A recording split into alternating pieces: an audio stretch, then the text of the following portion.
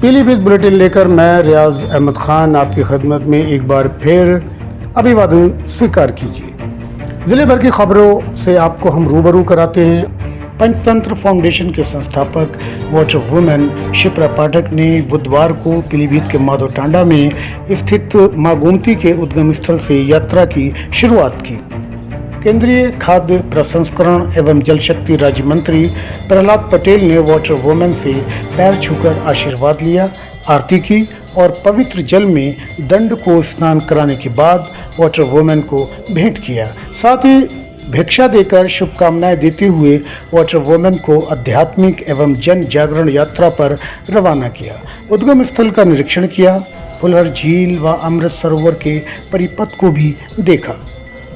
बदायूं निवासी शिप्रा पाठक एक दिन पूर्व ही गोमती उद्गम तीर्थ पहुंच गई थी और उन्होंने यहां गोमती मंदिर के सामने गोमती जल से संकल्प करके कैथी धाम तक की पदयात्रा करने का निर्णय लिया था। श्री रामचरितमानस पाठ, पूजन व भंडारे के साथ देर रात तक जगराते का कार्यक्रम भी चलता रहा। पत्रकारों से बातचीत करते हुए श्री पटेल ने कहा कि अविरल धारा बहाने हेतु प्राकृतिक जल स्रोत जीवित करने के लिए प्रयास किए जाएंगे। उन्होंने कहा कि हर संभव प्रयास करके अविरल धारा बहाई जाएगी। मजे की बात ये थी कि पदयात्रा व केंद्रीय मंत्री के आगमन से हलचल मची रही।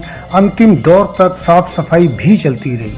कवि व पत्रकार सतीश मिश्र अचूक ने अपनी आरती व चालीसा संग्रह पुस्तक, जिसमें माता गोमती की आरती व चालीसा संग्रहित हैं, शिप्रा पाठक को गोमती मंदिर पर सौंपी।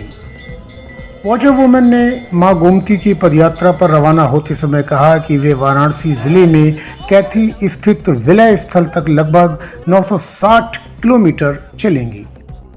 नर्मदे हर पिछले कई वर्षों से पंचतत्व फाउंडेशन के धरातल पर हम लोग जल, नदियों और पंचतत्वों पे कार्य कर रहे हैं। अब तक मैंने नर्मदा जी, शिप्रा जी और सरयू जी की पदयात्राएं की हैं, जिनका उद्देश्य मूल यही है कि उनके दोनों किनारों के लोगों को प्रकृति से जोड़ा जाए और उनके द्वारा ही कार्य कराया जाए। उसी संकल्प के साथ इस बार मां गोमती की पदयात्रा उठाई।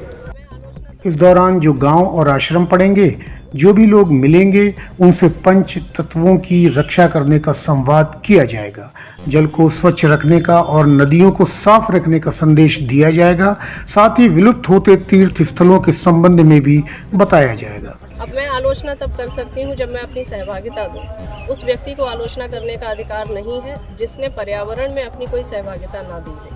मैं पूरा ट्रैक वही देखने निकली हूँ कि जो आप कह रहे हैं उसकी सत्यता क्या है। जैसे अगर उद्गम की बात की जाए तो यहाँ सजावट पे तो करोड़ों रुपया खर्च किया गया है, लेकिन नदी को कैसे बहाया जाए, इसके जल स्रोत कैसे जिंदा किए जाएं, वो एक अहम सवाल है। नहर से गोमती को पानी देकर गोमती को बहाने का प्रयास किया जा रहा है, क्या ऐसा संभव है? हमें अध्यात्म में सिखाया गया है कि हर बुराई में अच्छाई देखनी है।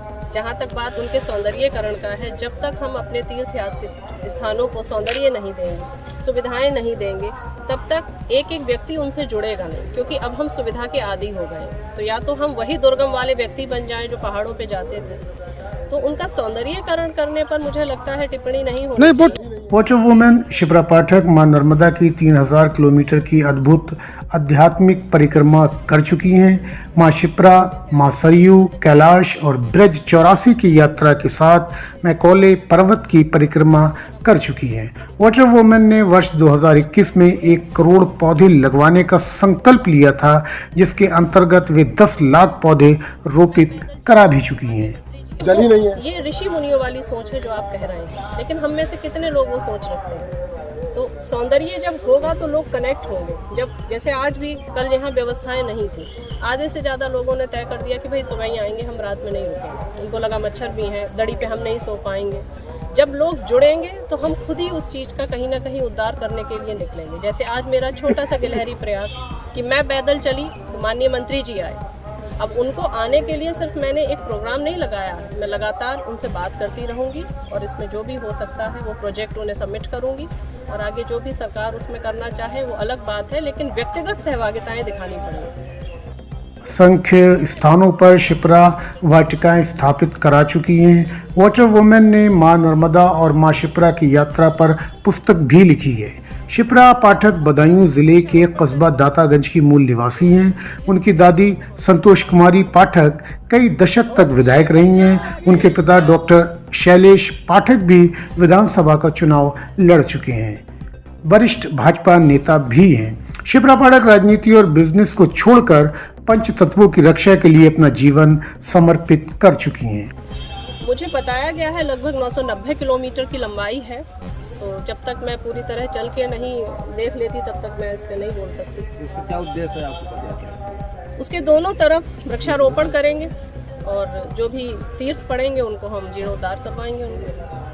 गोमती मैया की जय। वाटर वुमेन के मां गोमती की यात्रा पर प्रस्थान करते समय केंद्रीय मंत्री प्रहलाद पटेल के अलावा भाजपा जिलाध्यक्ष संजीव प्रताप सिंह, बरखेड़ा के पूर्व विधायक किशनलाल राजपूत, पूरनपुर विधायक बाबूराम पासवान के पुत्र व भाजपा नेता ऋतुराज पासवान, ब्राह्मण महासभा के जिलाध्यक्ष अशोक वाजपेयी, धीरेन्द्र मिश्रा, शैलेंद्र गुप्ता, महेंद्र मिश्रा, महेश मिश्रा, ओम बाबू शर्मा, अतुल सिंह, प्रधान नईम खान, आनंद गिरी, पूर्व प्रधान राममूर्ति सिंह, कुंवर निर्भय सिंह, रविंदर कुमार नंद, आशीष दीक्षित, विजेंद्र सिंह, प्रभारी एसडीएम संदीप यादव और बीडीओ सर्वेश कुमार सहित बड़ी संख्या में श्रद्धालु उपस्थित रहे।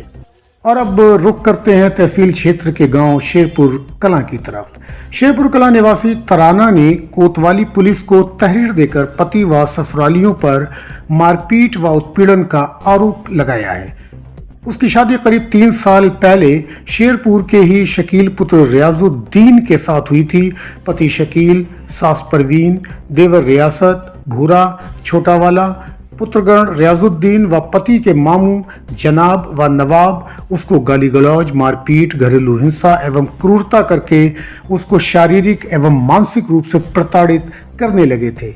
इसीलिए उसने स्थानीय कोतवाली में तहरीर दी है। उसका कहना है कि काफ़ी समझाने पर भी नहीं माने और 2 साल पूर्व सभी ने मारपीट कर उसे घर से निकाल दिया। तब से अपनी एक पुत्री के साथ मायके में रह रही है। हमारे घर में भूरा घुस के हमारे साथ छेड़खानी करी, हमारे आदमी भी खींचा, मारा। सास ने भी हमारी बाल पकड़ के ज़मीन में गिरा दिया। 2 साल से हम बैठे, ना लौंडिया खर्चा को दे रही है ना कुछ, और मारन के लिए सीधे जामा घर में। साथ ही देवर भूरा पर भी घर में घुसकर छेड़छाड़ करने का आरोप लगाया है। पति ने मायके से विदेश जाने के लिए 1 लाख रुपया न लाने पर तलाक की धमकी भी दी है। बेइज्जती कर हमारे साथ सब देवर मारन, जनाब नवाब तो भी घर बिगड़वान को हैं।